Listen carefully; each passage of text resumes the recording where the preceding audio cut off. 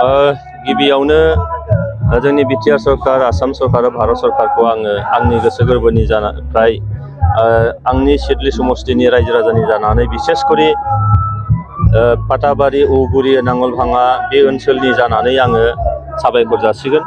मानोना पाटाबारि, औगुरि, आमगुरि नांगलभाङा बे ओनसोलनि रायजो राजाफ्रा थांनाय गोलाव बोसोर मिथिंगायारि जिखिनि बेरियार दं, जेरैहाय सोनाबहा बिमा दै, आइ दै, सानजाहा नांगोल दै, बे दैया बे ओनसोलखौ बिसेसकरि दैज्लां बोथोराव जोबोद मोनसे दुखु जारलायाव खोख्लैयोमोन।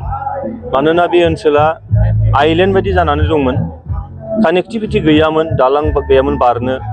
मेसेङाव जेनेबा औवानि दालां होनानै बारनो हायो, नाथाय दैज्लां सफैनाय लोगो लोगो बे औवानि टेम्परारि दालाङा बुखारलाङो। मानोना दैया जोबोद दाहार, जों बयबो मिथिगौ, भुटाननिफ्राय फैनाय दैया जोबोद दाहार। बेयाव मालाबा मालाबा नावबो जावनो हाया, नाव जावब्लाबो बुखारलाङो। आरो बेबायदिनो मानसि थैगुलायनायबो जाबाय। आरो मानसिफोरनि बाइक, साइकेल, मबाइल बायदिसिना धोन सम्पतिफ्रा दैयाव गोजावलांनाय गोबां रेकर्ड दङ। बिसेसकरि फरायसाफ्रा दैज्लां बोथोराव ओरै सानजाहा आमथेखायाव, खैला मैलायाव, आमगुरियाव थाङो, ओरै सोनाबहा बेंटलाव, थुक्राझाराव फैनांगौ जायो। दैज्लां बोथोराव मालाबा मालाबा बे दैनि थाखाय, दै बारनो हायैनि थाखाय बिथांमोना फरायसालियाव थांनो मोनामोन। जोंनि प्रेगनेन्ट वमेनफोरखौ, गोरबोआव थानाय बिमाफोरखौ हस्पिटालाव लांनो थाखाय जोबोद खस्थ'मोन। गोब्राब बेमारिफोरखौ लांनो खस्थ'मोन। मानोना बेयाव एम्बुलेन्सबो बारलांनो हाला, बारबोफिननोबो हाया। बेबायदि थासारिजों गोदोनासे मोनसे जेंनायाव बिथांमोना निस्सय दंमोन।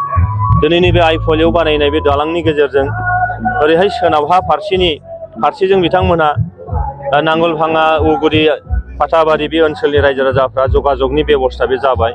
बेजों बिथांमोननि रांखान्थि जौगानायजों लोगोसे फरायसाफोरनि थांलाय फैलाया माने मोजां जासिगोन, बेमारि लांलाय लाबोलाया मोजां जासिगोन, रांखान्थिनि थाखाय बिथांमोननि बायलाय फानलायनि थाखाय हान्था मेलाया मोजां जासिगोन।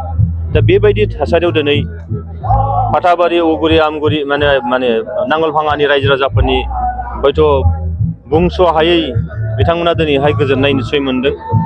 आरो बे गोजोननायखौ जोङो जेब्लाबो लाखिनांगोन। आरो दा दंबावो जोंहा सानजाहा ओरैहाय आमगुरि बा नोङो आमथेखाजों जगाजगनि बेबस्था जोंहा नांबावगौ। बेखौबो दिनैहाय प्रसेस खालामबाय थानाय जादों। आरो नोंथांमोना मोनथिगौ, नैबे दालांनि साजोंनो जिथु आसाम माला लामा बे जानो थांगासिनो दं। बे आसाम मालाजों जोंहा जगाजगा ओरै सानजाहा थानाय जि दै, बे दैयाव जों दालां फैगोन। बेजों खोब खम समनि गेजेराव, बे बोसोरनैनि गेजेराव औगुरियाबो मोनसे जगाजग एबा हान्था मेलानि बेलायाव मोनसे वेल कानेक्टेड जासिगोन। आरो बेखिनि समाव दिनैहाय बिथांमोननो 100% हयथ' जोङो हान्था मेलानि सुजुगखौ होनो हाथ'वाखै।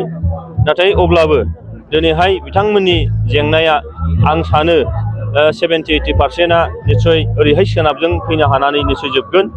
आरो फैबाय थानाय समाव बिथांमोना जोंनि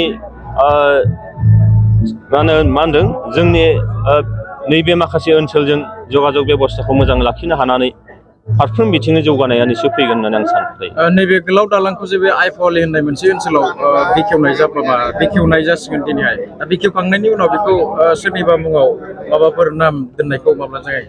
बेयाव रायजो राजाफ्रा निस्सय सानलायबाय थादों। आरो कनसेनसास, हयथ' सोरबाया माबा होनदों, सोरबाया माबा होनदों, बेबायदि मोनसे बाथ्रा बुंनायखौ जों नुदों। दा सानलायबाय थादों रायजो राजाफ्रा जे मा दोननाया मोजां। सोरबाया बुंदों आइफवालि दालांखौनो दोननांगौ, सोरबाया होनदों बे ओनसोलनि सोरबा सोमावसारनाय टाइमाव मुंख्लं जानाय सुबुंफोरखौ लानानै होनदों। आरो खायसे बुंदों जे बे दालांखौ माने जाब्रां मानगोनां बिथां गेदेमानि मुङै दोननांगौ होननानैबो बुंदों। दा बेखायनो कनसेनसास निस्सय जानो हाथ'वाखै। निस्सय रायजो राजाफ्रा लुबैनाय बायदि बे दालाङा उनाव हयथ' निस्सय नाम दोनजागोन। आङो फोथायो जे निस्सय जोङो सोरबा सासे गेदेमानि मुङाव बे दालांनि मुंखौ दोननो हायोबा जोबोद मोजां जागोन।